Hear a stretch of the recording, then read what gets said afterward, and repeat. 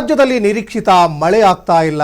ರೈತರು ತಲೆ ಮೇಲೆ ಕೈ ಹೊತ್ಕೊಂಡು ಕೂತ್ಕೊಂಡಿದ್ದಾರೆ. ಉತ್ತರ ಕರ್ನಾಟಕ ರೈತರ ಸಂಕಷ್ಟಕ್ಕೆ ಈಗ ಬಿಜೆಪಿ ಧ್ವನಿಗೂಡಿದೆ.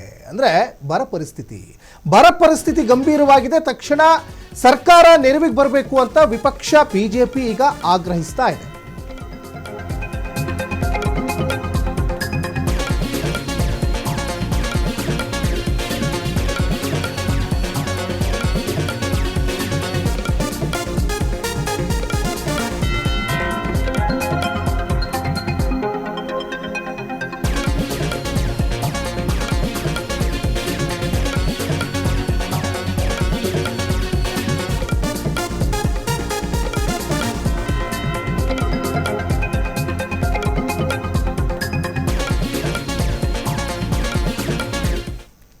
ರಾಜ್ಯದಲ್ಲಿ ಒಂದು ಕಡೆ ಈಗ ನಿರೀಕ್ಷಿತ ಮಳೆ ಆಗಿಲ್ಲ. ಬಿತ್ತನೆ ಬೀಜವನ್ನು ಬಿತ್ತಲಿಕ್ಕೆ ಸಾಕಷ್ಟು ರೈತರು ಅಲ್ಲಿ ಪ್ರಯತ್ನ ಪಡ್ತಾ ಇದ್ರು ಕೂಡ ಅವರಿಗೆ ಸರಿಯಾಗಿ ಮಳೆ ಬರ್ತಾ ಇಲ್ಲ. ಮಳೆಯ ಈ ಒಂದು ಕೊರತೆಯಿಂದ ರೈತರು ಕಂಗಾಲಾಗಿದ್ದಾರೆ. ಹಾಗಾಗಿ ಬಿಜೆಪಿ ಈಗ ಉತ್ತರ ಕನ್ನಡದ ಜನರ ಒಂದು ಧ್ವನಿಯಾಗಿ ನಾವು ನಿಲ್ತೀವಿ ಅಂತ ಒಂದು ಭರವಸೆ ಕೊಟ್ಟಿದ್ದಾರೆ. ಜೊತೆಗೆ ಸರ್ಕಾರಕ್ಕೂ ಕೂಡ ಈಗ ಆಗ್ರಹಿಸ್ತಾ ಇದ್ದಾರೆ ರೈತರ ಸಂಕಷ್ಟಕ್ಕೆ ಒಂದು ಪರಿಹಾರವನ್ನು ಕಂಡುಕೊಳ್ಳಲೇಬೇಕು ಅಂತ.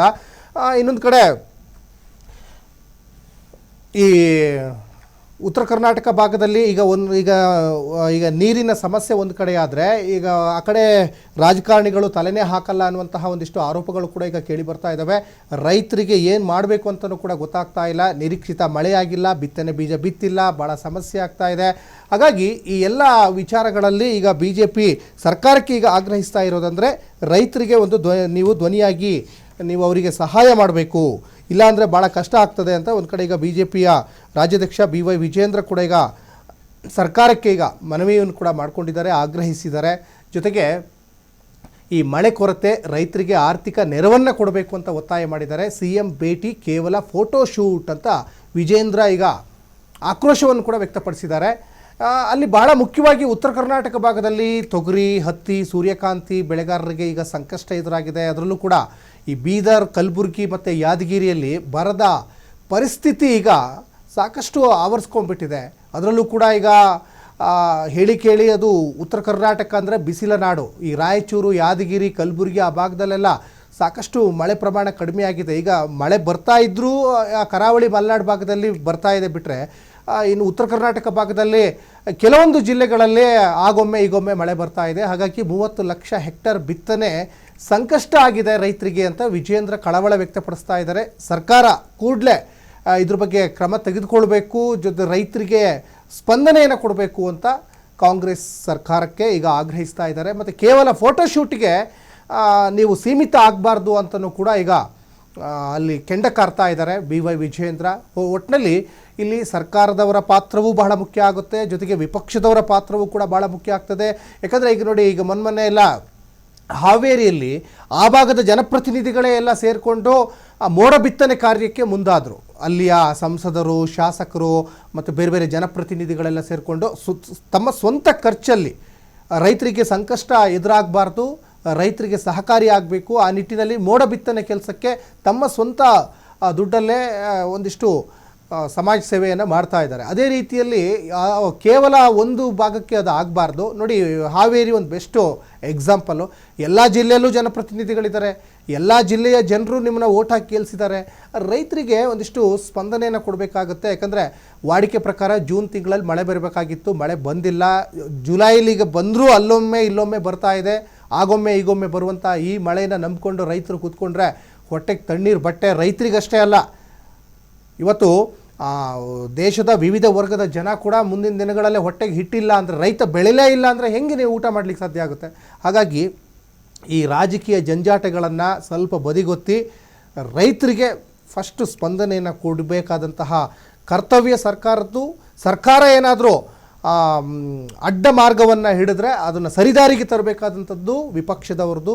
ಯಾಕಂದರೆ ಇಲ್ಲಿ ವಿಪಕ್ಷದವರ ಪಾತ್ರವೂ ಕೂಡ ಭಾಳ ದೊಡ್ಡದಾಗಿರ್ತದೆ. ಸರ್ಕಾರದ ಕಿವಿ ಹಿಂಡಬೇಕು, ಚಾಟಿ ಬೀಸಬೇಕು. ಆ ನಿಟ್ಟಿನಲ್ಲಿ ಕೇವಲ ಮೈಕ್ ಮುಂದೆ, ಮಾಧ್ಯಮದ ಮುಂದೆ ಸುಮ್ಮನೆ ಏನೋ ಒಂದು ಬೂಟಾಟಿಕೆ ಹೇಳಿಕೆಗಳನ್ನು ಕೊಟ್ಟರೆ ಸಾಕಾಗಲ್ಲ, ಫೋಟೋ ಶೂಟ್ ಮಾಡಿದರೆ ಸಾಕಾಗಲ್ಲ. ಜೊತೆಗೆ ರೈತರಿಗೆ ಸರಿಯಾಗಿ ಸ್ಪಂದನೆಯನ್ನು ಕೊಡಬೇಕಾಗುತ್ತೆ. ಇವತ್ತು ಆಲ್ಮೋಸ್ಟ್ ಉತ್ತರ ಕರ್ನಾಟಕ ಅಂತಲ್ಲ, ಅಖಂಡ ಕರ್ನಾಟಕವೇ ಇವತ್ತು ಬರದ ಛಾಯೆ ಆವರಿಸ್ಕೊಂಡ್ಬಿಟ್ಟಿದೆ. ಸರಿಯಾಗಿ ಮಳೆ ಬರ್ತಾ ಇಲ್ಲ. ಅಂತರ್ಜಲ ಎಲ್ಲ ಬತ್ತು ಹೋಗುವ ಮಟ್ಟಕ್ಕೆ ಬಂದುಬಿಟ್ಟಿದೆ. ಕೆಲವೊಂದು ಜಲಾಶಯಗಳಲ್ಲಿ ಒಳಹರಿವು ಜಾಸ್ತಿ ಆಗಿದೆ. ಈಗ ಮಳೆ ನಿಂತರೆ ಮತ್ತೆ ಯಥಾಸ್ಥಿತಿ ಆಗಿಬಿಡ್ತದೆ. ಹಾಗಾಗಿ ಆ ನಿಟ್ಟಿನಲ್ಲಿ ಈಗ ವಿಜಯೇಂದ್ರ ಕೂಡ ಈಗ ಧ್ವನಿಗೂಡಿಸಿದ್ದಾರೆ. ಸರ್ಕಾರವೂ ಕೂಡ ಇದಕ್ಕೆ ಸ್ಪಂದನೆಯನ್ನು ಕೊಟ್ಟು ರೈತರ ಕಷ್ಟಕ್ಕೆ, ಅವರ ಒಂದು ನಾಡಿ ಮಿಡಿತಕ್ಕೆ ನೀವು ಸ್ಪಂದನೆಯನ್ನು ಕೊಡಲೇಬೇಕಾಗ್ತದೆ. ಇವತ್ತು ಸಾಕಷ್ಟು ರೈತರು ಒಂದು ನಿರೀಕ್ಷೆಯನ್ನು ಇಟ್ಕೊಂಡಿದ್ರು, ವಾಡಿಕೆ ಪ್ರಕಾರ ಜೂನ್ ತಿಂಗಳಲ್ಲಿ ಮಳೆ ಬರ್ತದೆ, ಬಿತ್ತನೆ ಬೀಜವನ್ನು ಬಿತ್ತಬೋದು ಅಂತ. ಇಷ್ಟೊತ್ತಿಗೆಲ್ಲ ಬಿತ್ತನೆ ಬೀಜ ಆಗಿತ್ತು ಕಳೆದ ಬಾರಿ, ಆದರೆ ಈ ಸಲ ಮಳೆನೇ ಇಲ್ಲ, ಒಣ ಹವೆ ಇದೆ. ಎಲ್ಲೋ ಒಂದು ಸ್ವಲ್ಪ ಮಳೆ ಬರ್ತಾ ಇದ್ರೂ ಕೂಡ ಅದು ವರ್ಕೌಟ್ ಆಗ್ತಾ ಇಲ್ಲ. ಹಾಗಾಗಿನೇ ಇವತ್ತು ವಿಪಕ್ಷ ಇರ್ಬೋದು ಅಥವಾ ಆಡಳಿತಾರೂಢ ಕಾಂಗ್ರೆಸ್ ಪಕ್ಷ ಇರ್ಬೋದು, ಇದರಲ್ಲಿ ಪಕ್ಷಪಾತ ಅಂತ ಮಾಡೋಕ್ಕೆ ಹೋಗಬಾರ್ದು. ಯಾವುದೇ ರೀತಿಯಾದಂತಹ ಪಕ್ಷ ಭೇದ ಇಲ್ಲದೇ ರೈತರಿಗೆ ಮೊದಲು ಸ್ಪಂದನೆಯನ್ನು ಕೊಡಬೇಕು, ಆ ಭಾಗದ ಜನರಿಗೆ ಮೊದಲು ಸ್ಪಂದನೆಯನ್ನು ಕೊಡಬೇಕಾಗ್ತದೆ. ರೈತರು ಅಷ್ಟೇ ಅಂತಲ್ಲ, ಇದೇ ಥರ ಮಳೆ ಎಲ್ಲರೂ ಹೋಗಿಬಿಟ್ರೆ ಎಲ್ಲ ಅಂತರ್ಜಲನೇ ಬರಡಾಗಿಬಿಡ್ತದೆ. ಕುಡಿಯೋಕ್ಕೂ ಕೂಡ ನೀರಿಲ್ಲ, ಬಿತ್ತನೆ ಬೀಜ ಇರಲಿ, ಕುಡಿಯೋಕ್ಕೂ ಕೂಡ ನೀರಿರಲ್ಲ ಅಂಥ ಪರಿಸ್ಥಿತಿ. ಹೇಳಿ ಕೇಳಿ ರಾಯಚೂರು, ಯಾದಗಿರಿ, ಕಲಬುರಗಿ, ವಿಜಯಪುರ ಆ ಭಾಗದಲ್ಲೆಲ್ಲ ಸ್ವಲ್ಪ ಮಳೆ ಕಡಿಮೆನೇ. ಅದರಲ್ಲಿ ಈ ಸಲ ಅಂತೂ ತೀರಾ ಕಡಿಮೆ ಆಗಿಬಿಟ್ಟಿದೆ ಮಳೆ. ಹಂಗಾಗಿ ರೈತರು ಸಂಪೂರ್ಣವಾಗಿ ಕಂಗಾಲಾಗಿ ಹೋಗಿಬಿಟ್ಟಿದ್ದಾರೆ. ಜೊತೆಗೆ ಅವ್ರಿಗೆ ಬಿತ್ತನೆ ಬೀಜ ಬಿತ್ತಲಿಕ್ಕೆ ಏನೇನು ಸರ್ಕಾರದಿಂದ ನೆರವನ್ನು ಕೊಡಬೇಕಾಗ್ತದೆ ಅಥವಾ ಏನು ಪ್ಲ್ಯಾನ್ ಇದೆ ರೈತರ ಪರವಾಗಿ, ರೈತರ ಬೆನ್ನೆಲುಬಾಗಿ ಯಾವ ರೀತಿ ಸರ್ಕಾರ ನಿಲ್ತದೆ, ಇದು ಕೂಡ ಭಾಳ ಮುಖ್ಯ ಆಗ್ತದೆ. ಕೇವಲ ಸಂಪುಟ ವಿಸ್ತರಣೆ ಅಥವಾ ಇನ್ನೊಂದು ಯಾವುದೋ ವಿಚಾರಗಳನ್ನೇ ಮುಂದಿಟ್ಕೊಂಡು ಕಾಲಹರಣ ಮಾಡ್ತಾ ಇರೋದಕ್ಕಿಂತ ಮೊದಲು ಏನು ಮಾಡಬೇಕು, ಯಾರಿಗೆ ಫಸ್ಟ್ ಬೆಂಬಲವನ್ನು ಕೊಡಬೇಕು, ಆ ಕೆಲಸವನ್ನು ಈಗ ಮಾಡಬೇಕಾಗಿದೆ.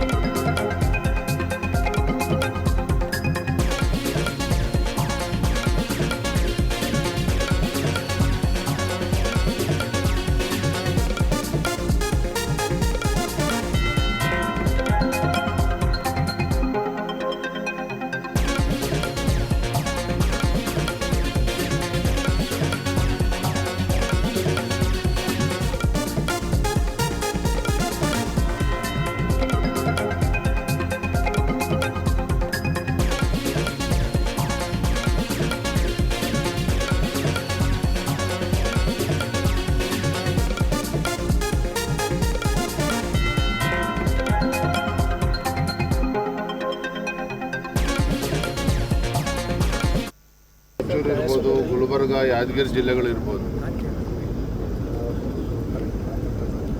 12% ಮಳೆ ಆಗಿರುವಂಥದ್ದು. ಈ ಭಾಗದಲ್ಲೇ 30 ಲಕ್ಷಕ್ಕೂ ಹೆಚ್ಚು ಹೆಕ್ಟೇರ್ಗಳಲ್ಲಿ ಇವತ್ತು ಬಿತ್ತನೆ ಆಗದೇ ರೈತರು ಪರದಾಡ್ತಾ ಇದ್ದಾರೆ. ಮಳೆಯ ಅಭಾವದಿಂದ ತೊಗರಿ, ಸೂರ್ಯಪಾನ ಇರ್ಬೋದು, ಹತ್ತಿ ಇರ್ಬೋದು, ಬಿತ್ತನೆ ಆಗದೇ ಇವತ್ತು ರೈತರು ಸಂಕಷ್ಟದಲ್ಲಿದ್ದಾರೆ. ಮಾನ್ಯ ಮುಖ್ಯಮಂತ್ರಿಗಳು ಮೊನ್ನೆ ದಿನ ಬಸವ ಕಲ್ಯಾಣಕ್ಕೂ ಕೂಡ ಭೇಟಿಯನ್ನು ನೀಡಿದರು, ಫೋಟೋ ಶೂಟ್ ಮಾಡಿಸ್ಕೊಂಡು ಹೋಗಿದ್ದಾರೆ. ನಾನು ರಾಜ್ಯದ ಮುಖ್ಯಮಂತ್ರಿಗಳಲ್ಲಿ ನಾನು ವಿನಂತಿ ಮಾಡ್ತೇನೆ, ವಿಶೇಷವಾಗಿ ಉತ್ತರ ಕರ್ನಾಟಕದ ರೈತರು, ಕಲ್ಯಾಣ ಕರ್ನಾಟಕದ ರೈತರು ಸಂಕಷ್ಟದಲ್ಲಿರುವಂಥ ಸಂದರ್ಭದಲ್ಲಿ ಕನಿಷ್ಠ 50,000 ರೂಪಾಯಿ ಒಂದು ಎಕರೆಗೆ ಪರಿಹಾರವನ್ನು ನೀಡಬೇಕಾಗ್ತದೆ.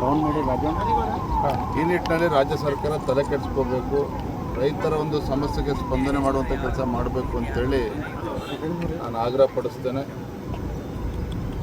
ಮೊನ್ನೆ ಬಸವ ಕಲ್ಯಾಣ ಕೂಡ ಭೇಟಿಯನ್ನು ನೀಡಿದಾಗ ಉಳಿದಿರ್ತಕ್ಕಂಥ ಹಣವನ್ನು ಬಿಡುಗಡೆ ಮಾಡ್ತೇನೆ ಬಸವ ಕಲ್ಯಾಣದ ಅಭಿವೃದ್ಧಿ ದೃಷ್ಟಿಯಿಂದ ಅಂತ ಹೇಳಿದ್ದಾರೆ. ಅನುಭವ ಮಂಟಪಕ್ಕೆ ತಮ್ಮೆಲ್ಲರೂ ಕೂಡ ನೆನಪಿದೆ, ಹಿಂದೆ ಭಾಜಪ ಸರ್ಕಾರ ಇದ್ದಾಗ ಸನ್ಮಾನ್ಯ BS ಯಡಿಯೂರಪ್ಪನವರು ಭಾಳ ಮುತುವರ್ಜಿ ವಹಿಸಿ 100 ಕೋಟಿ ರೂಪಾಯಿಗಳನ್ನು ತತ್ಕ್ಷಣ ಬಿಡುಗಡೆ ಮಾಡಿ, 200 ಕೋಟಿ ರೂಪಾಯಿಗಳನ್ನು ತತ್ಕ್ಷಣ ಬಿಡುಗಡೆ ಮಾಡಿ, ಸುಮಾರು 500 ಕೋಟಿ ರೂಪಾಯಿಯಷ್ಟು ಪ್ರಾಜೆಕ್ಟ್ ಆಗಿರುವಂಥದ್ದು. ಆದರೆ ಯಾಕೋ ಏನೋ ಕಳೆದ 3 ವರ್ಷದಲ್ಲಿ ರಾಜ್ಯದ ಕಾಂಗ್ರೆಸ್ ಸರ್ಕಾರ ಇದ್ರ ಬಗ್ಗೆ ತಲೆ ಕೆಡಿಸ್ಕೊಳ್ಳಿಲ್ಲ.